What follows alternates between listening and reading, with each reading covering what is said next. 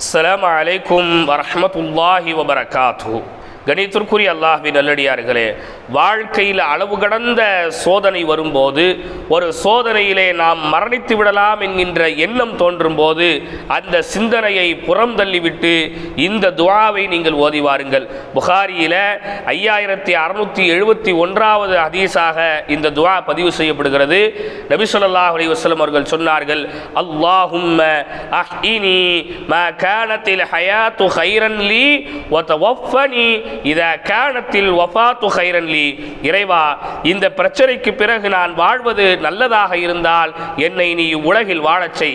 இந்த பிரச்சனைக்கு பிறகு நான் மரணிப்பது நல்லதாக இருந்தால் எனக்கு மரணத்தை நீ இலகுவாக்கி கொடு என்று பெருமானார் இந்த துஆவை கற்றுக் கொடுத்தார்கள்.